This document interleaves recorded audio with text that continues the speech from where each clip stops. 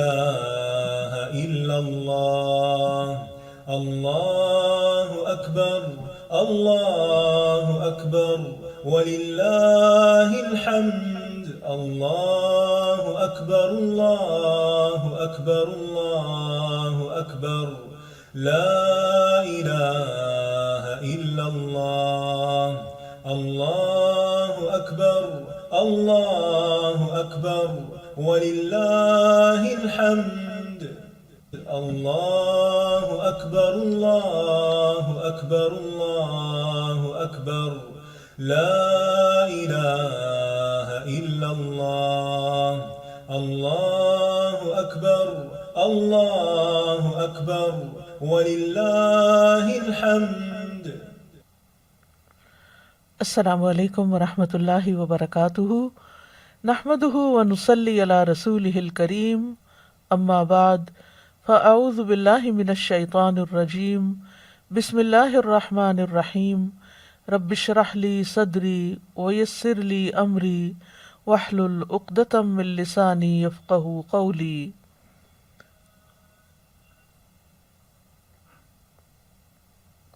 وعباد الرحمن الذين يمشون على الأرض هونا وإذا خاطبهم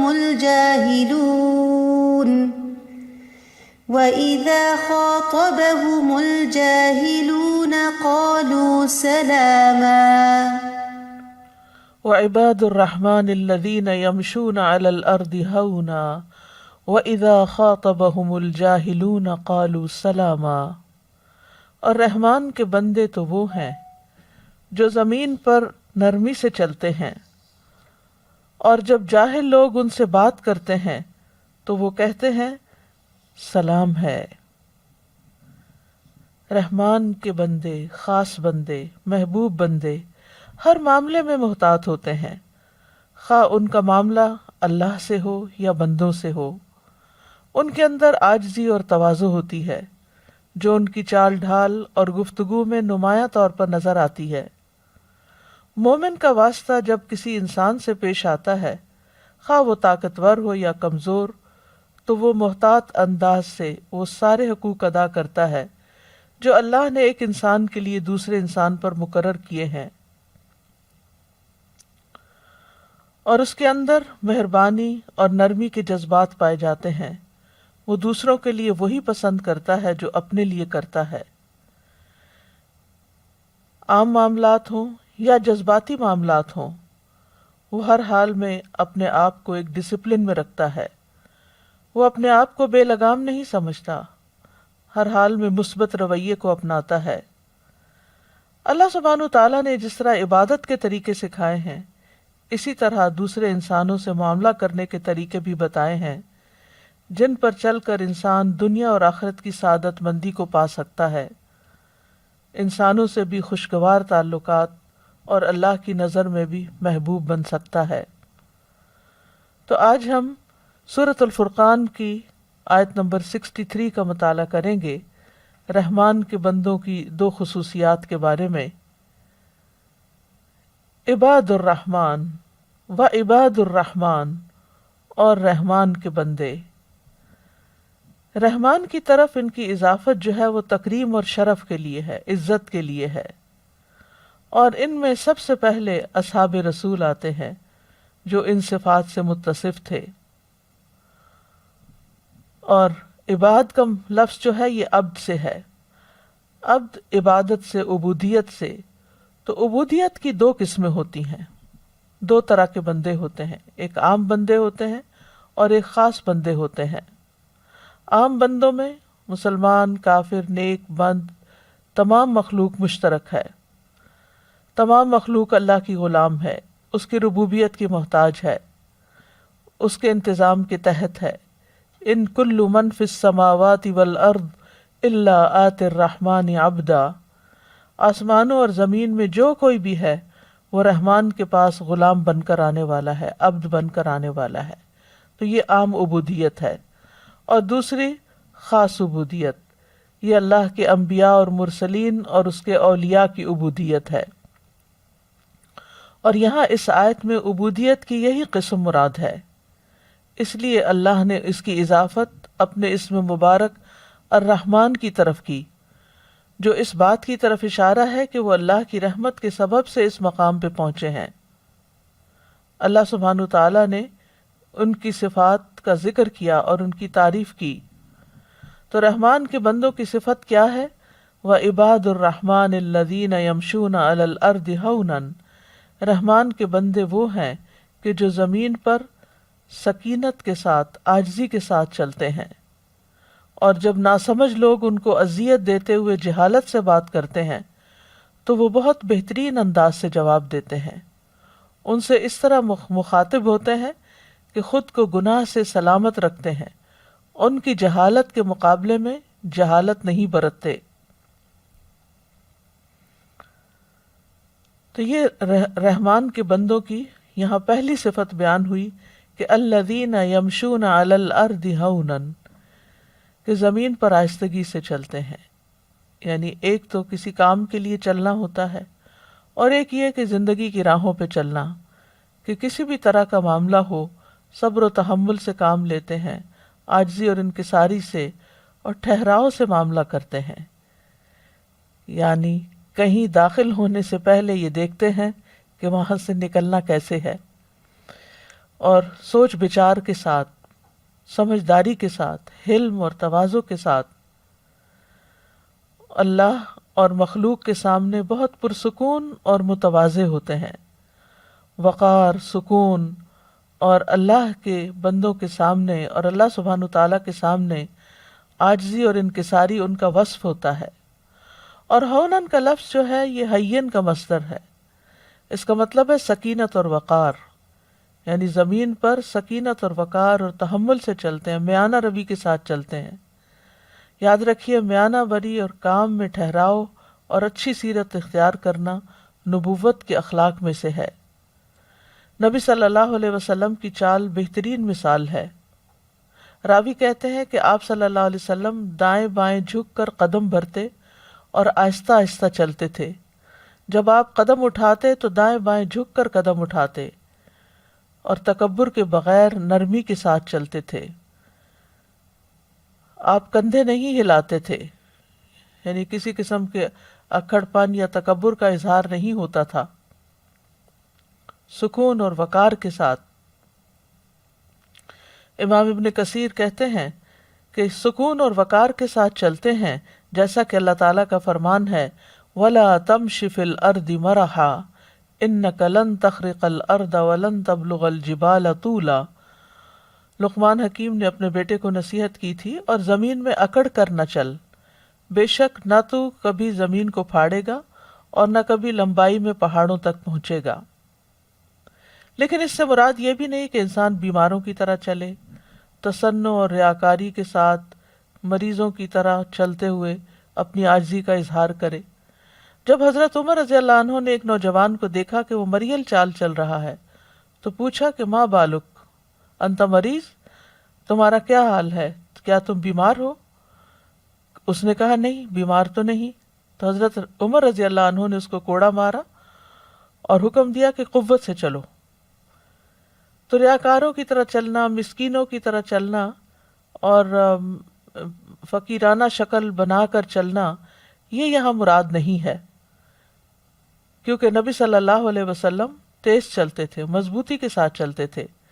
آپ جب بھی چلتے تو زمین سے اپنا قدم اٹھا کر چلتے تھے، یعنی پاؤں گھسیٹ گھسیٹ کے نہیں چلتے تھے۔ آپ دائیں بائیں یوں جھکتے ہوئے چلتے تھے گویا کہ بلندی سے نیچے اتر رہے ہوں، یعنی ذرا سا آگے کی طرف جھکاؤ ہوتا تھا۔ تو یہ لوگ جو رحمان کے خاص بندے ہیں، ان کے اندر اکڑ، فخر، تکبر، غرور نہیں ہوتا، بلکہ نرمی، سکینت اور تواضع ہوتا ہے۔ نہ یہ پاؤں پٹخ کر چلتے ہیں، نہ شور مچا کر، اور نہ ہی پاؤں مار مار کے۔ زہری کہتے ہیں کہ تیز چلنے سے چہرے کی رونق ختم ہو جاتی ہے۔ ابن عطیہ کہتے ہیں کہ ان کی مراد بہت زیادہ تیز چلنا ہے، کیونکہ بہت زیادہ تیز چلنا وقار میں خلل پیدا کر دیتا ہے، اور درمیانہ روی اختیار کرنے میں ہی بہتری ہے۔ قشیری نے کہا کہ ایک قول یہ ہے کہ وہ فساد پھیلانے کے لیے اور نافرمانی کرنے کے لیے نہیں چلتے، بلکہ اللہ کی اطاعت میں اور مباح کاموں میں چلتے ہیں، اور کسی حماقت میں پڑنے کے لیے نہیں چلتے۔ زید بن اسلم کہتے ہیں کہ میں اللہ تعالیٰ کے فرمان الذین یمشون علی الارض ہونا کی تفسیر کے متعلق پوچھتا رہا، تو مجھے کہیں سے اس کے بارے میں تسلی بخش جواب نہ ملا۔ تو میں نے خواب میں دیکھا کہ کوئی شخص میرے پاس آیا اور اس نے کہا کہ اس سے مراد وہ لوگ ہیں جو زمین میں فساد نہیں پھیلانا چاہتے، یعنی زمین میں خود بھی پرسکون رہتے ہیں اور دوسروں کو بھی پرسکون رکھتے ہیں۔ حقیقت یہ ہے کہ چال انسانی شخصیت کی عکاس ہوتی ہے کہ انسان کے دماغ میں کیا ہے، کس قسم کا انسان ہے، اس کے ضمیر کی بھی پوری عکاسی کر دیتی ہے۔ ایک شریف النفس انسان کی چال اور قسم کی ہوتی ہے، ظالم و جابر کی اور قسم کی، متکبر اور شیخی باز لوگوں کی اور قسم کی۔ تو گویا انسان اپنی چال سے پہلی نظر میں ہی پہچانا جاتا ہے کہ یہ کس کیٹیگری سے تعلق رکھتا ہے، انسانوں کے کس طبقے سے اس کا تعلق ہے۔ مومن کے نہ صرف یہ کہ چال بلکہ اس کے ہر عضو سے عاجزی ٹپکتی ہے۔ عبداللہ بن مبارک حسن بصری سے روایت کرتے ہوئے کہتے ہیں، مومنین عاجزی کرنے والے ہوتے ہیں، ان کے سننے، دیکھنے اور اعضاء سے یہ جھکاؤ اور عاجزی جھلکتی ہے، یہاں تک کہ تم سمجھو گے کہ جیسے بیمار ہیں، لیکن وہ بیمار نہیں ہوتے، بلکہ ان کے دلوں میں جو خوف الہی ہوتا ہے وہ دوسروں میں نہیں ہوتا۔ جیسا کہ اللہ تعالیٰ کا فرمان ہے، الحمدللہ الذی اذہب عنا الحزن، اللہ کی تعریف، سب تعریف اللہ کے لیے، سب شکر اس کے لیے جو ہم سے غم کو دور لے گیا۔ یعنی مومن بندے جو ہیں وہ دنیا میں آخرت کے غم کے ساتھ جیتے ہیں اور قیامت کے دن شکر ادا کریں گے کہ ہمارا یہ غم دور ہو گیا۔ تو اس غم کی وجہ سے ان کے اندر ایک عاجزی ہوتی ہے۔ زجاج کہتے ہیں کہ اس سے مراد صرف زمین پہ چلنا ہی نہیں بلکہ لوگوں سے معاملہ اور معاشرت میں ان میں ملنے جلنے کا ذکر ہے، یعنی ہوا معاشرت الناس و خلطتہم، کہ ان کے ساتھ میل ملاپ ان کا کیسے ہے۔ چال کے بعد جو اہم چیز نوٹسیبل ہوتی ہے وہ انسان کی گفتگو ہوتی ہے۔ وَإِذَا خَاطَبَهُمُ الْجَاهِلُونَ قَالُوا سَلَامًا، اور جب جاہل ان سے بات کرتے ہیں، معاملہ کرتے ہیں تو وہ سلام کہہ دیتے ہیں۔ یہاں اسی آیت کے اندر یہ دوسری صفت بیان ہو رہی ہے کہ وہ جاہلوں کی بات کا جواب نہیں دیتے بلکہ ایسی بات کہتے ہیں جب وہ حماقت کا مظاہرہ کرتے ہیں تو خیر کی بات کرتے ہیں، خیر کا کلمہ منہ سے نکالتے ہیں، لڑائی جھگڑا چھیڑ کر نہیں بیٹھ جاتے۔ رحمان کے بندوں کے لیے رسول اللہ صلی اللہ علیہ وسلم کی ذات میں بہترین نمونہ ہے، جن کی بردباری جہالت پر غالب تھی اور جاہل کی سختی ان کی بردباری میں اور اضافہ کرتی تھی۔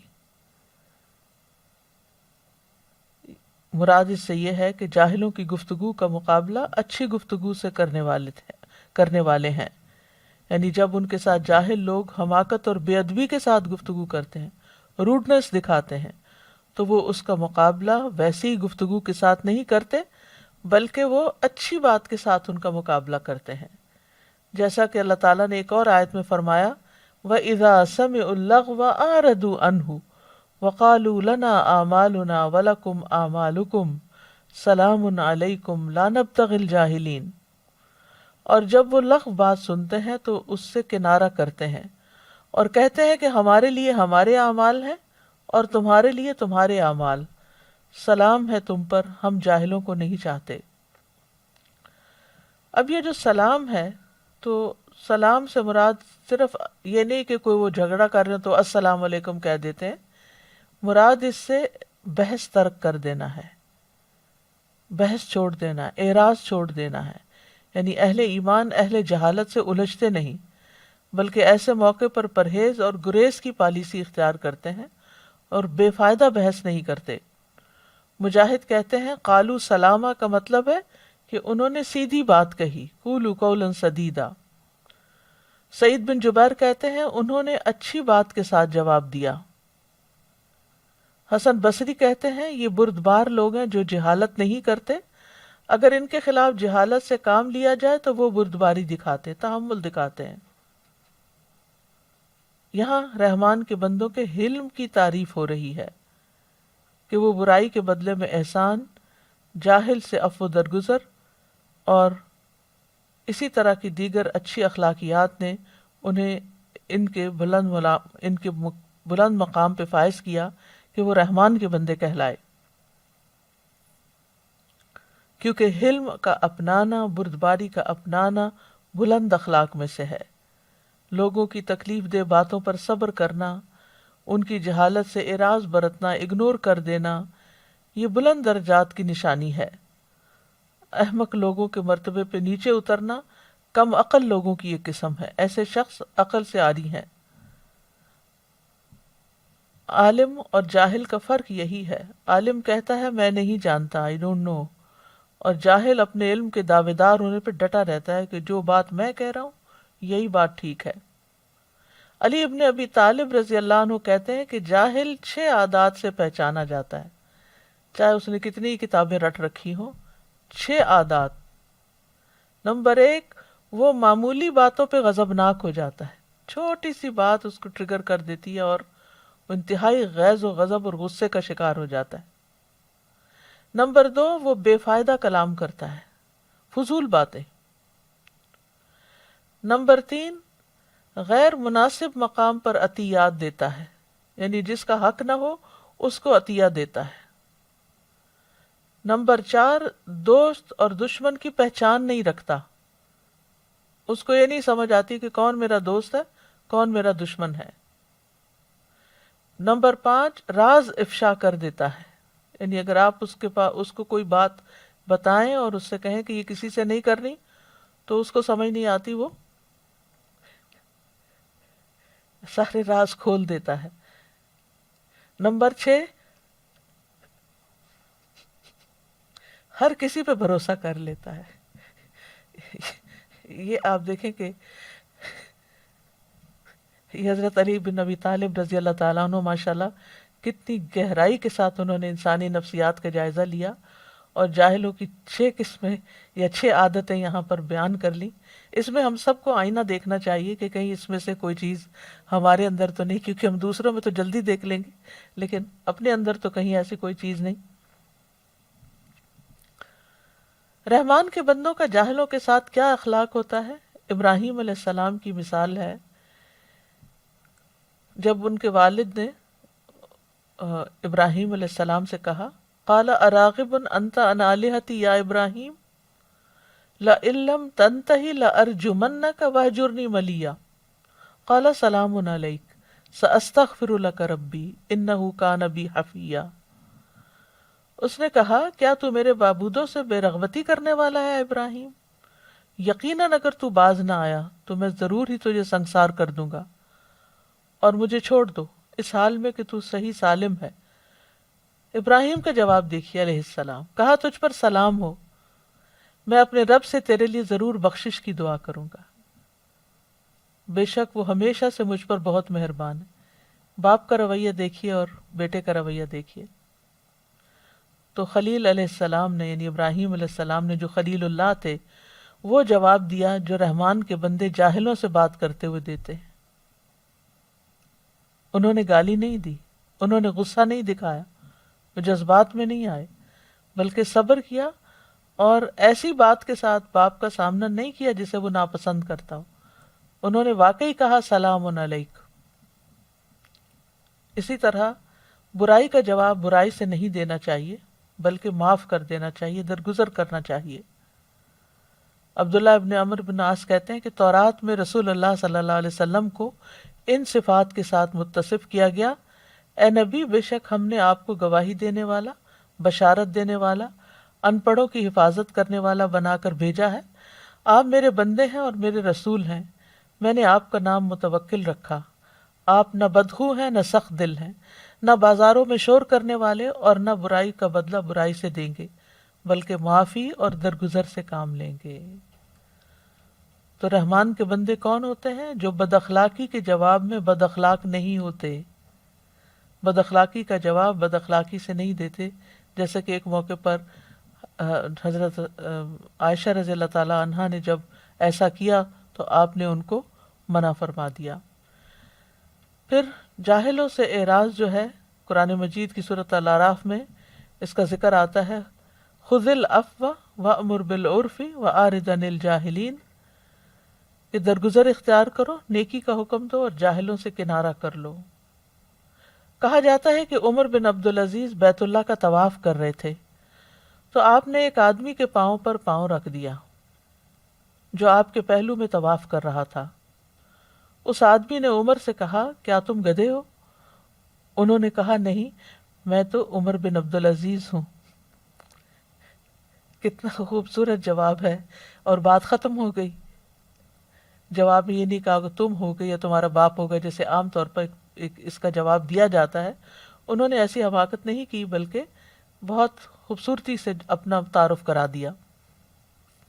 اسی طرح بعض اوقات بدسلوکی کے مقابلے میں صرف مسکرا دینا چاہیے، ناڈ اینڈ اسمائل، معاملہ وہیں ختم ہو جاتا ہے۔ حضرت انس کہتے ہیں، میں رسول اللہ صلی اللہ علیہ وسلم کے ساتھ چل رہا تھا، آپ کے جسم مبارک پر نظر پر دیکھا کہ اس کے زور سے کھینچنے کی وجہ اور مسکرائے، اور آپ نے اسے دینے کا حکم دیا۔ تو آپ سوچئے کہ کس طرح اس شخص کی جہالت اور اکھڑ پن کا جواب آپ نے اتنی محبت کے ساتھ دیا۔ تو وَعِبَادُ الرَّحْمَنِ الَّذِينَ يَمْشُونَ عَلَى الْأَرْضِ هَوْنًا، اس بات کی یاد دہانی کے لیے کہ انسان مٹی سے پیدا ہوا ہے، اس کو اپنی اصل کو یاد رکھنا چاہیے۔ اگر وہ اپنی اصل کو یاد رکھے کہ مٹی تو پاؤں میں روندی جاتی ہے تو وہ کبھی بھی تکبر نہ کرے۔ مٹی سے ہی پیدا ہوا اور مٹی میں ہی اس کو واپس مل جانا ہے۔ منہا خلقناکم وفیہا نعیدکم ومنہا نخرجکم تارۃ اخری، اسی سے ہم نے تمہیں پیدا کیا، اسی میں ہم لوٹائیں گے اور اسی سے تمہیں ایک بار اور نکالیں گے۔ مٹی سے اپنی تخلیق کیے جانے کو انسان کو کبھی بھی نہیں بھولنا چاہیے۔ تو یہاں بنیادی طور پر تواضع کا حکم دیا جا رہا ہے۔ تواضع کا لفظ جو ہے الدع سے ہے، یعنی دع جس کو کہتے ہیں رکھ دینا، یعنی تواضع میں انسان اپنی قدر کو کم کر لیتا ہے، یعنی جو اس کا اصل مقام ہوتا ہے اس سے نیچے آ جاتا ہے۔ یعنی مسلمان اپنے بھائی کے لیے اپنے مرتبے کو گرانے کا اظہار کرتا ہے۔ اور ایک قول یہ بھی ہے کہ جو فضیلت میں انسان سے بڑھ کر ہو اس کی تعظیم کرنا۔ تو انسان جب اپنے سے بڑے کی عزت کرتا ہے اور اپنے سے کم درجے والے پر شفقت کرتا ہے، یہی دراصل تواضع ہے۔ مخلوق کے سامنے بازو جھکا دینا۔ راضی کہتے ہیں تواضع سے مراد خدمت بجا لانے میں فرق کو ترک کر دینا ہے، بڑے چھوٹے سب کی خدمت کرنا۔ اسی طرح فضیل بن ایاز کہتے ہیں حق کے تابع ہو جانا اور اس کے لیے فرما برداری اختیار کرنا، اس کو قبول کر لینا، یہ تواضع ہے۔ یہاں تک کہ اگرچہ آپ اسے کسی بچے یا لوگوں میں سب سے زیادہ جاہل شخص سے سنیں، یعنی چاہے بچہ بات کر رہا ہو، اگر صحیح بات کر رہا ہے تو اس کو بھی مان لینا، کوئی جاہل کر رہا ہے اگر اس نے بھی کوئی صحیح بات کی ہے تو اس کو بھی قبول کر لینا۔ پھر یعنی کہ متواضع انسان وہ ہوتا ہے کہ جو کسی کی بھی بات چاہے اس سے بڑے کی ہو یا چھوٹے کی، اگر وہ صحیح بات ہے تو اس کو لینے میں کوئی آر نہیں ہوتی۔ ابن قیم رحمہ اللہ کہتے ہیں آپ کے لیے تواضع کا مرتبہ اس وقت تک درست نہیں ہو سکتا جب تک آپ حق کو ان لوگوں سے نہ سنیں جن سے آپ محبت کرتے ہیں اور ان سے بھی جن سے آپ نفرت کرتے ہیں، کیونکہ عام طور پر جن سے ہم محبت کرتے ہیں ان کی حق بات کو تو ہم خوشی سے لے لیتے ہیں، لیکن جن سے ہمیں نفرت ہوتی ہے ان کی بات سچ بھی ہو تو ہمیں بہت کڑوی لگ جاتی ہے اور اس کو ہم قبول نہیں کرتے۔ اور اسی طرح وہ کہتے ہیں کہ آپ اسی طرح اپنے دشمن سے حق کو قبول کریں جس طرح اپنے دوست سے حق کو قبول کرتے ہیں، یہ ہے اصل تواضع۔ یعنی تواضع یہ ہے کہ جب حق آ جائے سامنے تو اس کو قبول کر لیا جائے، اور جب کسی کا حق آپ کے ذمے ہو تو اس کو ادا کر دیں۔ کسی کی دشمنی اس بارے میں مانے نہ ہو کہ انسان اس کا حق ادا کرنے سے رک جائے۔ فضیل بن عیاض سے تواضع کے بارے میں پوچھا گیا تو انہوں نے کہا یہ وہ شخص ہے جو حق کے تابع ہو اور وہ حق کے مطیع ہو جائے اور جو اس کو حق بات کہے اس کو قبول کر لے۔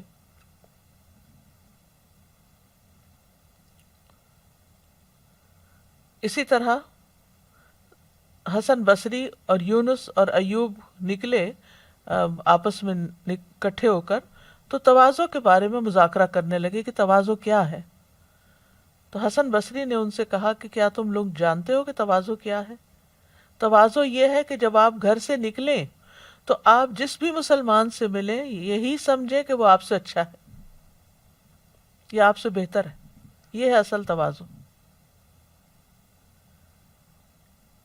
بہت سے لوگ دنیاوی مال و دولت کی وجہ سے خود کو بڑی چیز سمجھتے ہیں اور مال و دولت والوں ہی کی عزت کرتے ہیں، یہ بھی تواضع کے خلاف ہے۔ 3 چیزیں تواضع کا خلاصہ ہیں۔ یحییٰ بن ابی کثیر کہتے ہیں کہ تواضع کا خلاصہ 3 چیزوں میں ہے۔ یہ کہ آپ مجلس میں اعلیٰ مقام کی بجائے کم مقام پہ راضی ہو جائیں، یعنی یہ نہ چاہیں کہ مجھے کوئی پرومیننٹ جگہ ملے، جیسے کسی خاص صوفے پہ بٹھایا جائے یا کسی خاص ٹیبل پہ بٹھایا جائے، جیسے شادیوں وغیرہ میں ہوتا ہے کہ وی آئی پیز کے لیے مخصوص جگہ ہوتی ہیں، تو انسان یہ نہ سمجھے کہ مجھے کمتر سمجھا گیا ہے اور کسی اور جگہ پر بیٹھنے کے لیے کہہ دیا گیا ہے۔ جو آپ کو ملے آپ اسے پہلے سلام کہیں، یہ تواضع کی علامت ہے۔ اور یہ کہ آپ نیکی کی وجہ سے تعریف اور شہرت اور ریاکاری کو ناپسند کریں، یعنی آپ کو اپنی تعریف اچھی نہ لگے۔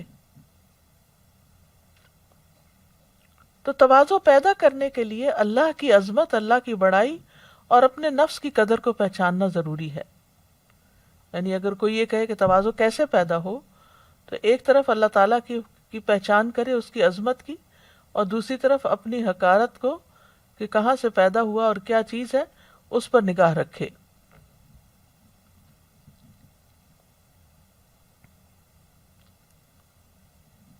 پھر اسی طرح تواضع کا یہ مطلب نہیں کہ انسان خود کو ذلیل کرے۔ تواضع اور ذلت میں فرق ہے۔ اگر کوئی کہے کہ اس طرح تو میری ذلت ہے اس میں عاجزی اختیار کرنے میں، ابن قیم کہتے ہیں کہ عاجزی اللہ کی ذات اور صفات کی معرفت کے درمیان سے نکلتی ہے، اور یہ چیز اللہ کے لیے دل کے ٹوٹنے اور عاجز ہونے کی طرف لے جاتی ہے، اور اللہ کے بندوں کے لیے پہلو کو جھکانے کی طرف لے جاتی ہے، اور انسان سمجھتا ہے کہ ان بندوں کا ہی حق ہے اور میرا کوئی حق نہیں، جبکہ ذلت گھٹیا پن ہے اور اپنے نفس کو اس کی خواہشات میں لگا دینا ہے اور اس کو ایسے کاموں میں خرچ کرنا ہے جس سے اس کا مرتبہ گر جائے، اور اس کو خواہشات میں ذلیل کرنا ہے، اور اللہ عاجزی کو پسند کرتا ہے، ذلت کو ناپسند کرتا ہے۔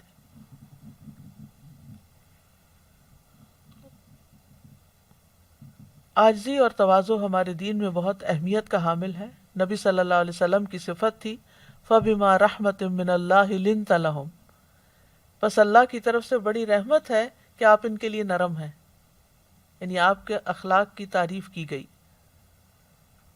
آپ کو حکم دیا گیا وَخْفِضْ جَنَاحَكَ لِمَنِ اتَّبَعَكَ مِنَ الْمُؤْمِنِينَ، اور ایمان لانے والوں میں سے جو آپ کی اتباع کریں ان سے تواضع سے پیش آئیں۔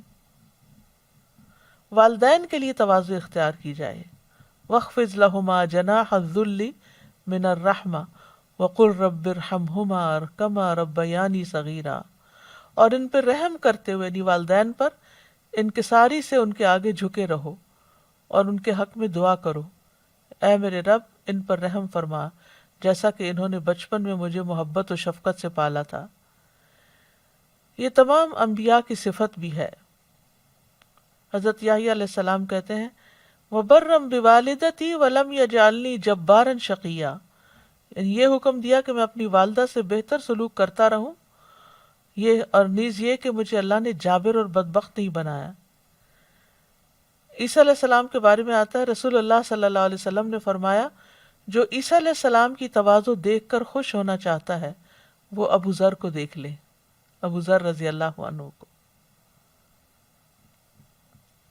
اللہ سبحانہ وتعالیٰ نے نبیوں میں عاجزی پیدا کرنے کے لیے ان کو بکریاں چرانے کا حکم دیا۔ تمام انبیاء بکریاں چراتے تھے. حدیث میں آتا ہے اللہ نے کوئی ایسا نبی نہیں بھیجا جس نے بکریاں نہ چرائی ہوں. اس پر صحابہ نے آپ سے پوچھا آپ نے بھی چرائی ہیں؟ آپ نے فرمایا ہاں، کبھی میں بھی مکہ والوں کی بکریاں چند قیرات کی تنخواہ پہ چرایا کرتا تھا. موسیٰ علیہ السلام کو بھیجا گیا اور وہ بکریاں چرایا کرتے تھے. داؤد علیہ السلام جو بعد میں بادشاہ بنے وہ بھی بکریاں چراتے تھے. آپ نے فرمایا اور میں بھی مقام اجیاد میں بکریاں چرایا کرتا تھا. اسی طرح تمام لوگوں کو یہ حکم دیا گیا ہے کہ عاجزی اختیار کریں، یہاں تک کہ کوئی کسی پر فخر نہ کرے اور نہ ہی کوئی کسی پر زیادتی کرے. یہ صحیح مسلم کی حدیث ہے. کامل ایمان والوں کی یہی صفت ہے، اذلۃ علی المؤمنین، کہ اپنے مسلمان بھائیوں کے لیے تواضع اختیار کرتے ہیں. حدیث میں مومن کی عاجزی کی مثال دی گئی. مومن آسان اور نرم ہوتے ہیں، اس مانوس اونٹ کی طرح کہ اگر اس کو اپنے پیچھے چلایا جائے تو وہ مطیع ہو کر چلا آتا ہے، اگر اس کو پیچھے سے ہانکا جائے تو وہ آگے ہانکا جاتا ہے، اگر تم اس کو چٹان پہ بھی بٹھاؤ تو بیٹھ جاتا ہے.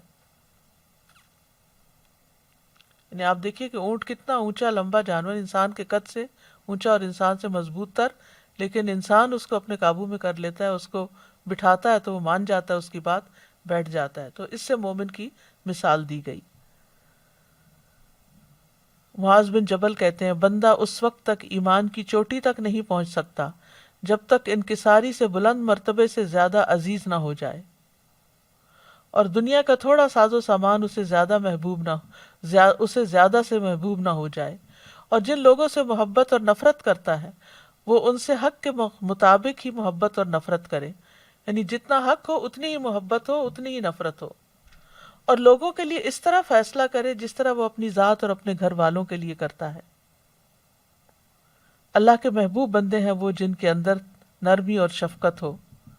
افضل انسان وہ ہے جو بلند مرتبہ ہوتے ہوئے بھی عاجزی اور انکساری کرے اور باوجود قدرت کے زہد اختیار کرے اور اپنی قوم کے خلاف مدد کرنا چھوڑ دے. تواضع صاحب علم اور صاحب فضل لوگوں کا اخلاق ہوتا ہے. علم والے متواضع ہوتے ہیں اور صاحب اخلاق ہوتے ہیں، اور یہ ان کے علم والا ہونے کی پہچان ہوتی ہے، اور ایسے لوگ اللہ کے نزدیک بہت قابل قدر ہوتے ہیں. سلف صالحین کی تواضع کی چند مثالیں ہیں. خیثمہ کہتے ہیں کہ حارث بن قیس جوفی ہیں جو کہ عبداللہ رضی اللہ عنہ کے اصحاب میں سے ہیں، اور سب لوگ ان سے بہت خوش تھے، تو وہ ایک یا دو آدمیوں کے پاس بیٹھ کر انہیں احادیث اور علم بیان کرتے، پھر جب زیادہ ہو جاتے تو کھڑے ہو جاتے اور انہیں چھوڑ دیتے، یعنی کراؤڈ بڑا ہوتا تو وہ اٹھ جاتے. عامش کہتے ہیں کہ وہ ابراہیم سے روایت کرتے ہوئے وہ علقمہ سے روایت کرتے کہ جب عبداللہ بن مسعود فوت ہوئے اور علقمہ عبداللہ بن مسعود کے بڑے شاگردوں میں سے سب سے بڑے تھے، تو ان سے کہا گیا آپ اس مجلس تدریس پر بیٹھ جائیں اور لوگوں کو سنت سکھائیں. تو انہوں نے کہا کیا تم چاہتے ہو کہ میری ایڑیوں کو روندا جائے، یعنی لوگ میرے پیچھے پیچھے چلیں اور میں سردار بن کر آگے آگے چلوں؟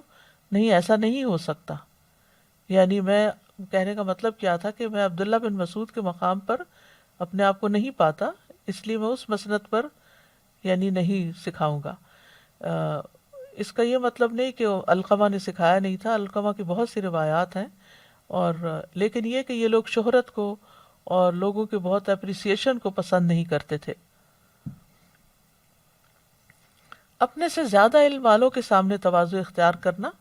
علماء کے لیے تواضع اختیار کرنے کے بارے میں آتا ہے جب زید بن ثابت اپنی سواری پر آئے اور یہ صحابہ کرام میں کبار علماء میں شامل ہوتے تھے، تو ابن عباس کھڑے ہو گئے تاکہ ان کی سواری کی رکاب کو تھام لیں. ابن عباس عالم کو مرحبا کہہ رہے تھے اور ان کو عزت و احترام اور محبت سے نیچے اتار رہے تھے. تو زید رضی اللہ عنہ نے کہا کہ اس عالم کو دیکھو تواضع کر، یعنی ابن عباس کو عالم کہا.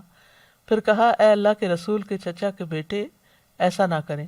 تو عبداللہ بن عباس رضی اللہ عنہ نے کہا کہ ہمیں اپنے علماء کے ساتھ ایسا ہی کرنے کا حکم دیا گیا ہے کہ ہم عالم کی طرف جائیں، ان کے لیے کھڑے ہوں، ان کا استقبال کریں، ان کو سواری سے نیچے اتاریں، ان کی مدد کریں، ان کا سامان اتاریں. تو زید رضی اللہ عنہ نے کہا مجھے اپنا ہاتھ دکھائیں.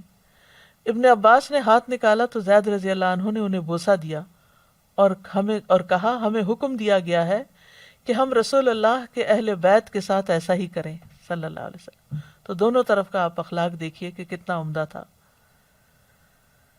لباس میں بھی تواضع ہونی چاہیے. رجاء بن حیوہ کہتے ہیں کہ عمر بن عبدالعزیز کے کپڑوں کی قیمت لگائی گئی تو ان کے کپڑوں کی قیمت 12 درہم لگی. ان کے کپڑوں میں ایک لمبا چوغا، پگڑی، قمیص اور شلوار اور اوپر لینے والی چادر، 2 موزے اور ٹوپی تھی. یعنی کوئی بہت بڑا ساز و سامان نہیں تھا. تواضع کے کچھ فائدے بھی ہیں، یعنی جو دنیا میں نظر آتے ہیں، آخرت میں تو ہے ہی ہیں، کیونکہ اللہ تعالیٰ کو بندے کا عبد ہونا سب سے زیادہ پسند ہے. یعنی بندہ اپنے سب سے بڑے مقام پر اس وقت ہوتا ہے جب وہ سجدے میں ہوتا ہے، تواضع اختیار کر رہا ہوتا ہے. تواضع اختیار کرنے سے انسان کی عزت بڑھتی ہے. حدیث میں آتا ہے جو آدمی اللہ کے لیے تواضع اختیار کرتا ہے، اللہ عز و جل اسے بلندیاں عطا کرتا ہے. نبی صلی اللہ علیہ وسلم نے فرمایا، اللہ تبارک و تعالیٰ فرماتے ہیں جو شخص میرے لیے اتنا سا جھکتا ہے، راوی نے زمین کے قریب اپنے ہاتھ کو لے جا کر کہا، یعنی اتنا سا، تو میں اسے بلند کر دیتا ہوں. راوی نے آسمان کی طرف اپنا ہاتھ اٹھا کر دکھایا، یعنی جو اتنا سا بھی جھکتا ہے اللہ تعالیٰ اس کو اتنا بڑا کر دیتا ہے. قرآن مجید میں آتا ہے وَبَشِّرِ الْمُخْبِتِينَ، عاجزی کرنے والوں کو خوشخبری دے دیجئے. ایسے شخص پر آگ حرام ہے جو قریب رہنے والا، نرم اور آسان ہے. جنت میں لے جانے والی صفت ہے. تواضع اختیار کرنے والوں کے لیے آخرت میں بھی نعمتیں ہیں. تو تواضع کے فائدے کیا ہیں کہ انسان کی قدر و منزلت بلند ہوتی ہے، حق قبول کرنے اور اس پر عمل کی توفیق ہوتی ہے، حقیقی عزت ملتی ہے، اللہ کے ہاں بلند مقام ملتا ہے، بندوں کی محبت ملتی ہے، دین و دنیا کی مصلحت حاصل ہوتی ہے. اس سے عداوتیں ختم ہو جاتی ہیں، دشمنیاں ختم ہو جاتی ہیں، محبتیں پیدا ہو جاتی ہیں. اور جہاں تواضع نہیں ہوتا، انکساری نہیں ہوتی، تو وہاں کیا ہوتا ہے؟ ایسا نہ کرنا، یعنی تواضع اختیار نہ کرنا، یہ ابلیس کی صفت ہے. ابا واستکبر وکان من الکافرین، اس نے انکار کیا اور تکبر کیا اور کافروں میں سے ہو گیا. پھر خود کو بڑا سمجھنے کی مذمت ہے. نبی صلی اللہ علیہ وسلم کے نزدیک ناپسندیدہ لوگ کون ہیں؟ آپ نے فرمایا جو بلا سوچے، جو زیادہ باتیں کرتے ہیں، بلا سوچے سمجھے اور بلا احتیاط بولتے ہیں اور تکبر کرنے والے ہیں. یہ ہلاک کرنے والی صفت ہے.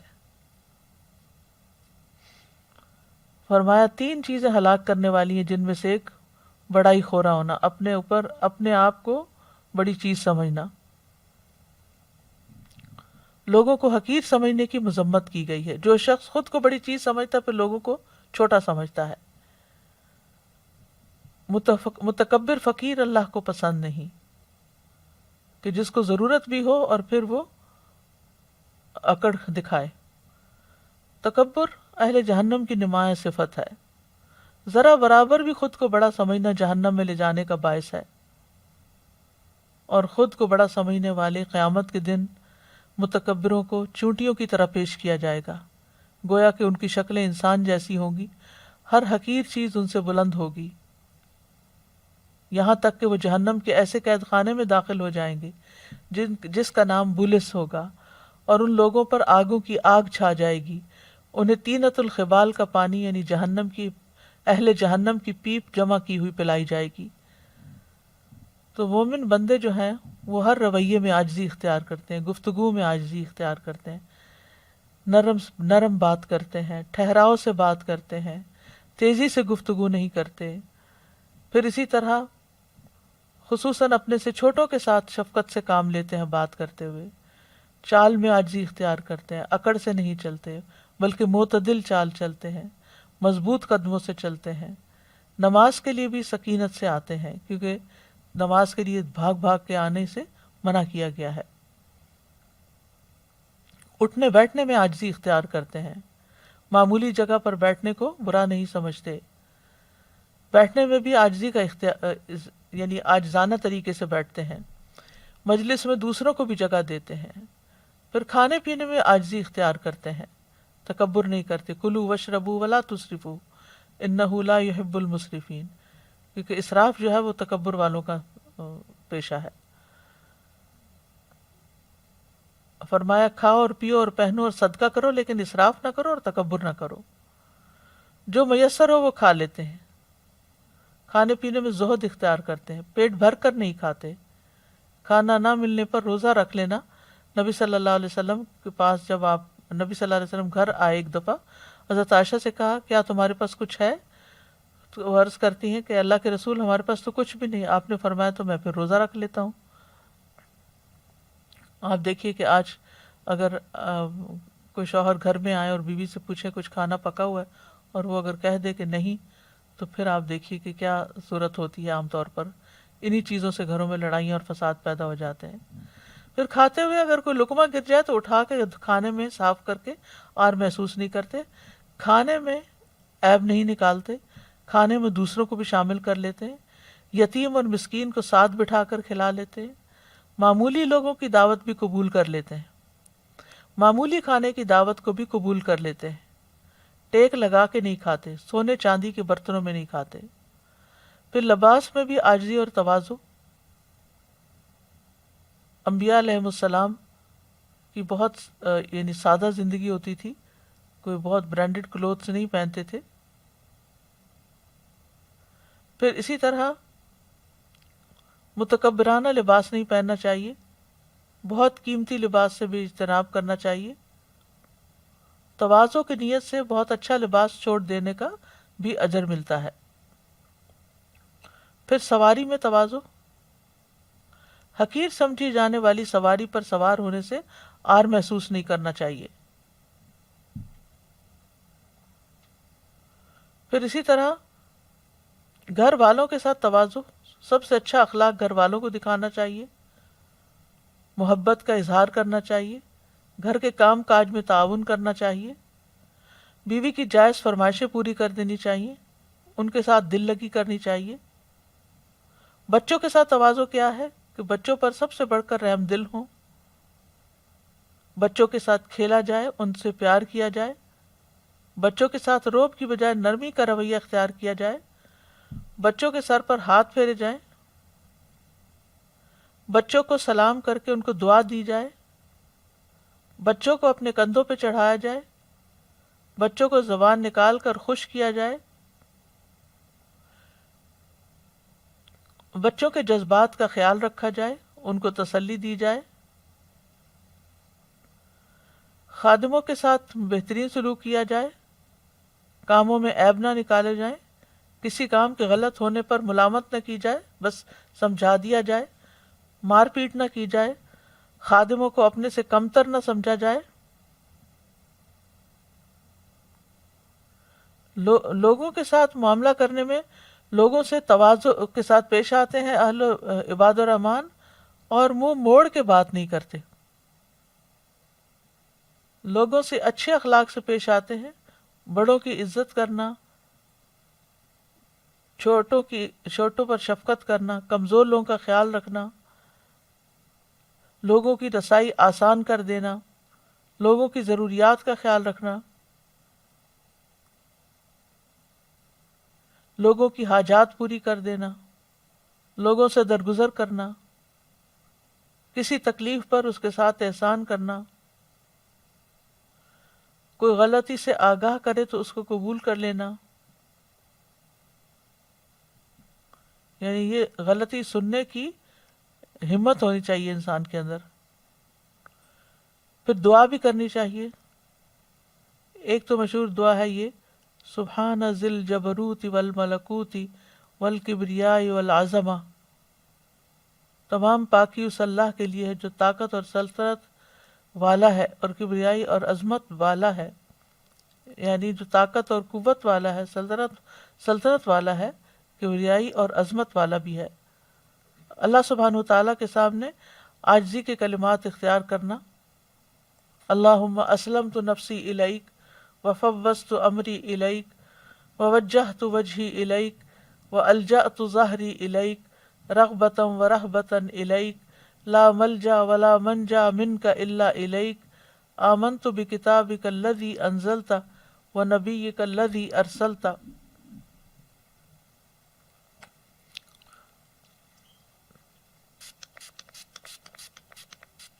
یہ دعا ہم رات کو سوتے وقت پڑھتے ہیں۔ اے اللہ، میں نے اپنی جان تیرے سپرد کی، اپنا معاملہ تجھے سونپا اور اپنے آپ کو تیری طرف متوجہ کیا، تجھ ہی پر بھروسہ کیا، تیری ہی طرف رغبت ہے، تیرے خوف کی وجہ سے تجھ سے تیرے سوا کوئی جائے پناہ نہیں اور کوئی نجات کی جگہ نہیں۔ میں تیری کتاب پر ایمان لایا جو تو نے نازل کی، اور تیرے نبی پر جنہیں تو نے بھیجا۔ پھر اسی طرح شیطان چونکہ تکبر ڈالنے کا دل میں موجب بنتا ہے، تو اس لیے یہ دعا بہت فائدہ مند ہے۔ اعوذ باللہ من الشیطان من نفخہ ونفثہ وہمزہ۔ نبی صلی اللہ علیہ وسلم فاتحہ سے پہلے یہ دعا پڑھا کرتے تھے۔ نفس سے مراد شعر، نفخ تکبر، اور حمز سے مراد موت۔ پھر اپنی نظروں میں بڑا بننے سے پناہ مانگنا، انی اعوذ باللہ ان اکون فی نفسی عظیما وعند اللہ صغیرا۔ پھر معاشرے کے کمزور طبقہ کے لوگوں کے ساتھ کی دعا، اللہم احینی مسکینا وامتنی مسکینا واحشرنی فی زمرۃ المساکین۔ تو کرنے کے کام کیا ہے کہ ہر معاملے میں اپنے اندر نرمی پیدا کرنی ہے، کیونکہ ان اللہ یحب الرفق فی الامر کلہ، بے شک اللہ تمام معاملات میں نرمی کو پسند کرتا ہے۔ پھر اپنے اندر تحمل پیدا کریں، ٹھہراؤ پیدا کریں، اپنی ذات میں بڑا بننے کی نفی کریں، اپنی ذات سے بڑائی کی نفی کے لیے کبھی حقیر سمجھے جانے والے کام بھی کریں۔ آپ نے فرمایا اس کے اندر تکبر نہیں جو اپنے خادم کے ساتھ کھانا کھا لے، بازاروں میں گدھے پر سواری کر لے اور بکری کو باندھ کر دودھ دو لے۔ پھر ایسے کاموں سے دور رہنا چاہیے جو انسان کے اندر تکبر پیدا کرتے ہوں۔ لوگوں کی تکلیف کے مقابلے میں تواضع اختیار کرتے ہوئے ان کو معاف کر دینا چاہیے۔ لوگوں کو آسانیاں دیں، اللہ آپ کو آسانی دے گا۔ سختی سے بچیں، اللہ سبحانہ وتعالی ہمیں ان تمام چیزوں پر عمل کی توفیق عطا فرمائے۔ وآخر دعوانا ان الحمد للہ رب العالمین۔ سبحانک اللہم وبحمدک، اشہد ان لا الہ الا انت، استغفرک واتوب الیک۔ السلام علیکم ورحمۃ اللہ وبرکاتہ۔